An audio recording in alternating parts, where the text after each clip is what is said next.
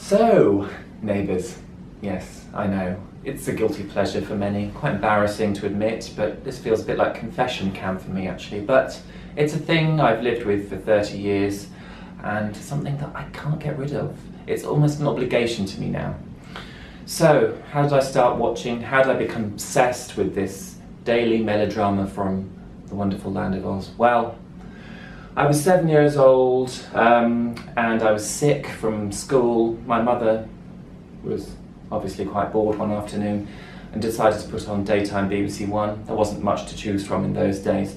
And Neighbours happened to be on. It just started going. And as I was sick and forlorn, I lay there on the sofa with her and became strangely obsessed with this 20-minute soap from Australia. And from that moment on, I had quite a few sick days and joined in the protest by many school children at the time to the BBC One controller at the time to make sure Neighbours was shown after school, not only at lunchtime in the mornings, which is when it first started off. Obviously then a revolution happened. It was shown at 5:35 daily. It still is, but now on a different channel. And everyone became obsessed. In the late 80s, it became a phenomenon. Over 20 million viewers saw Charlene and Scott, Kylie and Jason's wedding. It became an obsession with all the tabloids. They came over to perform. The whole cast were flown over for the Royal Variety performance. Neighbours was on a high. Now, less so. But at that time, it became something that the UK took to its heart. And I was obsessed. Every day, I would come home from school, grab a snack, something terribly unhealthy, sit in front of the TV and watch Neighbours. Neighbours allowed me to just step away from school, the stresses, the strains, the madness of your daily life, and just be in this ridiculous world, this suburban street of utter madness for 20 minutes. It was only 20 minutes of your life, which was never enough for me, but you know, that was a good time to unwind after school and now after work and just escape everything. It never took itself too seriously. It wasn't grim or depressing like our lovely, I mean, I'm not saying our British soaps are awful, but for me, EastEnders, by God, I just hear Phil Mitchell grunt one more time, I can't take it anymore. Neighbours, okay, it may have, well, I'd never call them gritty, but it may deal with sort of sensationalist storylines or delve into serious issues, but it never goes to the point where you're feeling like, you know, I can't, this is too much after work, I need a stiff gin after this. It's a tonic rather than, you know, something that brings you down. It's uplifting. And at its heart is, you know, in the theme tune, the iconic theme tune, that's when good neighbours become good friends. And I think that's a lovely thing, you know. Even in religion, you know, I'm not going to go too deeply into that, you know. God said, was it God, Jesus, one of those? Sorry to offend any. Love thy neighbour. And that's what it's about. I mean, for all their different faults, I mean, by golly, sorry, they've got an interesting mix in that street, but something bonds them all together, and that's what I think ultimately is the lovely thing about it. So Neighbours has changed a lot. Since the 80s in its heyday, which I mentioned, where it's hugely popular, it's gone down massively in popularity, but it's still going 30 years on. In the 80s, it was all about, you know, the young romances from Kylie and Jason, and the really iconic characters such as Madge and Harold, Mrs. Mangle, the old busybody that everyone loved to hate. Unfortunately, that moved into real life, and the poor lady that played Mrs. Mangle actually became a recluse in real life. Sad tale. Also the pets, Bouncer the dog. I mean, there was the iconic, again, I hate to overuse the word iconic, okay, let's not use iconic, let's use the word insane episode when Bouncer had a dream that he got married. And we saw him walking down the aisle with a female dog dressed in a veil and actually got married. Yeah, Did that really happen? Yes, that really happened. The producers were clearly on some sort of narcotics at the time. And I thoroughly enjoyed these moments, and that's why I like Neighbours. In the 90s, it was still popular. Home and Away was gaining ground.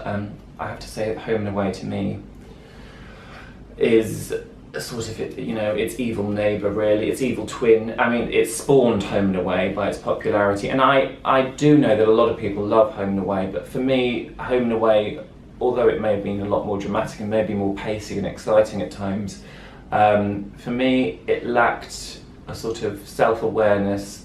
It was all about chasing ratings and sensationalist plots, whereas Neighbours had more of a heart, and that's for me why I've always enjoyed Neighbours over Home and Away. So the 90s, as I said, was a time when Neighbours got a little bit confused. It was still popular, but it lost its way a little potentially. It had a lot of comedy plots. It did enjoy the comedy, but it lost a lot of the drama. We had people like Annalise Hartman, who was amazing. I mean, she came in as Lou Carpenter's sort of younger lover, and was a sort of portrayed a bit as a super bitch at the beginning, but then she became, quite friendly. Everyone loved her. She also became a poet, and to identify her as a poet, she was just made to wear glasses, and that simply meant she was a poet. They'd really thought about this. We had really bizarre storylines throughout the 90s, including Casserole the sheep, who became the Kennedys' favourite pet. Casserole the sheep was later buried in the garden with a sad funeral ceremony. No casserole was made. In the noughties, again, there were a number of revamps. Neighbours was again losing its popularity in terms of ratings. Multiple producers came and went. Some thought it needed to go back to family values. Some thought it needed to be more sensationalist. Nothing was really working. But eventually it settled down. It moved to Channel 5 in 2008 after a big hoo-ha with a bidding war with the BBC. I was actually signed a petition to keep it on the BBC because I didn't want ads in my favourite soap. But I resigned to the fact that Channel 5 did have more bucks at the time. The BBC was in a difficult position politically. So I stuck with it. And it had the same time slots on Channel 5. To their credit, Channel 5 have actually treated Neighbours very well. They've promoted it a lot. They've invested money into it. And I don't watch the ads because I record it and just skip through them, so it's fine. Now, it's got a great producer, Jason Herbison, who I think has taken Neighbours in the direction it needs to go in, and I think we're at a good stage. There's great storylines, there's a good mixed cast. We're exploring new storylines, but it still retains that humour and warmth that it's always had. So, over the years, there have been some controversial storylines and some incredibly bizarre storylines. What can I think of here? Susan had amnesia. So many characters have had amnesia, to be honest. It seems to be one of the recurring themes, if you can remember the storylines. Susan the saying, don't cry over spilt milk comes to mind, but she fell over, she slipped on some spilt milk. And this was actually based on a true storyline, if you believe that. And she woke up from this fall in hospital, she banged her head, and suddenly she was a 16-year-old girl again. She couldn't remember her adult self. She went back to being a teenager. She couldn't remember who Carl was, but she just behaved like a teenager. So at school, where she was supposed to be headmistress, she'd be acting like a teenager at the school party. It was absolutely insane. To her credit, Jackie Woodburn, the actress, did her best with this storyline. But I think the producers soon realised that it was running out of steam and they had no idea where to take it, and suddenly she regained her memory again. Harold Bishop, famously of course, lost his memory as well. He fell off a cliff. We thought he was dead. Returned a few years later. He'd apparently found his way to Tasmania. Whilst falling off the cliffs, he'd been washed up on the shores of Tasmania, survived and become someone completely different because of his amnesia. Fortunately, the friendly folk of Ramsay Street managed to remind him of his past, and he managed to fall in love with Madge all over again, and they were reunited. Sadly though, she was taken away from him by cancer, and a very sad episode that won an award actually. But again, in the 30th anniversary year, she came back as a ghost to remind Harold that he needs to get over her. Still pining for our dear Madge. And I miss her greatly too. That gravelly voice, that no-nonsense attitude, they were a great pairing. What else? So many ridiculous plots. Carl being revealed as an erotic novelist, that storyline was inspired by 50 Shades of Grey. Audrey, the Kennedys' small dog that looked more like a ferret, went on an adventure away from home, and sort of found some new friends along the way, animal friends. They do like an animal storyline. The plane crash where Paul's evil son planted a bomb on the bottom of a plane. Many characters were killed in this. This actually involved Harold becoming evil Harold, where he attempted to strangle Paul for being responsible for the death of 3 members of his family. Fortunately, because neighbours do always become good friends again, Paul managed to forgive Harold, and things moved on, as they always do in Ramsay Street. Marlene Kratz, of course, famously Cheryl's mother, also known as the mutant panda, because of her incredible eye makeup. She famously left to go on a cruise and never returned. They did actually pay homage to this in the 20th anniversary episodes, where there was a shot of Marlene in the making of on the Ramsay Street documentary that was being made within, as a sort of meta documentary within the show, where you saw Marlene still on a cruise ship waving hello to her former residents. There have been many celebrity cameos, from the Pet Shop Boys through to Clive James, more recently people like Sunita and Paula Abdul. Yes, they've really pushed the boat out. One of my favourites was probably David Williams and Matt Lucas from Little Britain, who seemed completely out of place. And Lily Allen actually singing on the student radio station. Excellent work by all of them. I actually had the fortune to attend Ramsay Street when I went travelling around the world. It sent my heart aflutter when I was in Melbourne and I realised I could actually go to Pinnock Court, as Ramsay Street is known, it's a real street. So I boarded a backpacker minibus which arranged a Neighbours tour. I'd previously been on a Neighbours night quiz, which of course I won, and where I met Carl Kennedy, Alan Fletcher, Harold Bishop, Ian Smith, and Carl was one of the loveliest men, Alan was one of the loveliest men I've ever met. He asked, because I was so nervous, but I was starstruck when I met him. He was very calm and kind and said to me how long I'd been watching Neighbours. I explained since the very beginning, and what I did and why I was there and blah blah blah. He was just basically a wonderful, he eased me up my nerves, and then at the end of the night he went up on stage with Harold Bishop, aka Ian Smith, and said, I just want to give a big shout out to Paul, who's been watching since the beginning, and without people like Paul we wouldn't be here today. And everyone gave me a round of applause. Obviously most people would probably find that humiliating, but I thoroughly enjoyed it.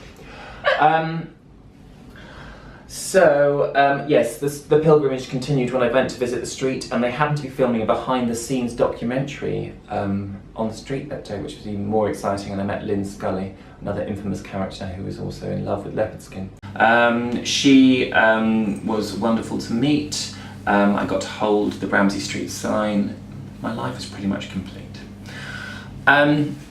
Since returning from Australia, I still have this affinity. I still watch it every day, I record it, and I don't know why, really. I think it's partly misplaced obligation. I think it's partly because of the fact that I've wasted 30 years of my life watching this tat.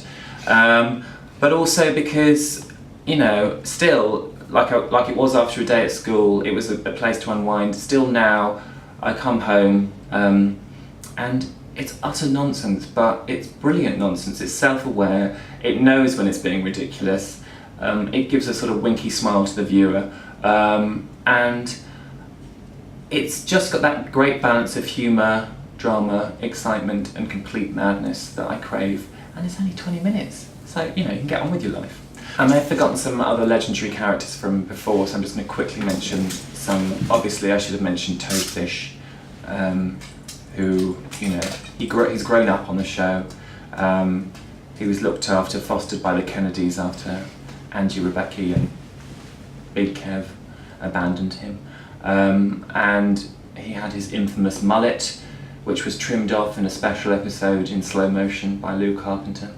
Since then he's become a lawyer after being such a big troublemaker, and he's a very good established family man. I mean, he's had a fair amount of tragedy in his life. His wife, who he had for 1 hour, he had the wedding, and then Dee Bliss, they were driving along and he managed to swerved something in the road and went flying off a cliff. Unfortunately, as they were flying off the cliff, Dee's wig, or the model's wig, actually managed to fly off the fake dummy as well, which was quite evident as it landed in the sea as well. But that was one tragedy for Toady. He's had many, but he survived. He's always bounced back, and he has actually said, the actor in real life, that he'll probably never leave, unless he's sacked. Other legendary characters, of course, Carl and Susan, still in it. They've been there, I think they had their 20th anniversary on screen recently, with a special episode just dedicated to them. I mean, Carl's had a number of affairs. There was the time when Izzy Hoyland, famous evil Izzy Hoyland, actually got pregnant by Carl without him knowing, because she fed him sleep medication and, you know, did the deed whilst he thought she was Susan, because he was in such a dream state. Excellent work, Neighbours, excellent work. The love child returned, of course, and caused all kinds of mayhem for Carl and Susan. And of course, Sarah Beaumont, the first affair that Carl had, she recently returned to Neighbours, in the past month actually, with her child, not Carl's. But she, I mean, this is tragic. She's dying of cancer now, and because she's had such affection for Carl and Susan, she wants them to look after her son, because the father doesn't want anything to do with him. Oh, it's just awful. But Carl and Susan, being the saints that they are, have taken this son in. Susan's forgiven Sarah. That's when good neighbours become good friends. Another thing I wanted to mention is the constant humour and sort of willingness to be slightly insane about Neighbours, particularly on social media. They're great. Recent spin-offs on YouTube have included Neighbours versus Zombies, where Neighbours has got past cast members who were supposedly killed off and they've come back to life as zombies. So Drew, God bless him, Libby's husband, killed by falling off a horse. Stingray had a brain aneurysm, just sort of fell asleep. All come back to life. Other spin-offs have included Instagram series featuring the current teen loves, Xanthi and Ben, so you can catch up on their adventures on Instagram every day, which is quite lovely. When Steph was in prison, you could see what was going on every day. If you missed her, you could just see what was happening in prison. She didn't have a great time, but you know, she's out now. Paul's in prison now. There's always got to be someone in prison. As I said, why I still watch it is partly out of misplaced obligation. What's the key to its success? What's the key to its success? Maybe say that again, but not like a serial killer. Okay. What's the key to its success? Well, to be fair, it's lost a lot of its viewership. So it's not, you know, as popular as it once was, but it's still popular with niche audiences, maybe old people, students, the bewildered, and sort of strange people like me who still watch it even though they've got full-time jobs and a life. I do honestly have a life, I promise. And, you know, I think the key to its success is it's kept sort of, although it's kept reinventing itself, it's stuck to its formula of, you know, humour, drama and madness. And it's now eventually moved with the times, you know, we've got a bit of diversity, wow. You know, we've had its first Indigenous Australian character, who we've had for the past couple of years, sadly just left. But you know, that was a great step forward. I mean, it was about time, but it was good. He was also playing a gay character. Wowzers, can you believe it? We've had full-time gay relationships. We've had Asian families. You know, they've actually finally begun to embrace diversity. I know that's partly because of the Australian film and TV industry has been dominated by white people, middle-class people, which, you know, across the world that's a similar problem, but the Australian TV film and industry could be said to have been slow at adopting a more diverse approach. But Neighbours producers have said they are colourblind, and you know, will continue to cast people of all backgrounds in the soap, which is good news. And I hope that we see more bizarre issues explored in the future. Neighbours has always been aimed at a young audience, and they've got strict guidelines in Australia because of the time slot it's shown in, so they can't be like EastEnders and, you know, start shooting each other. But you know, they are pushing the boundaries and doing as much as they can while still remaining warm and fluffy at heart.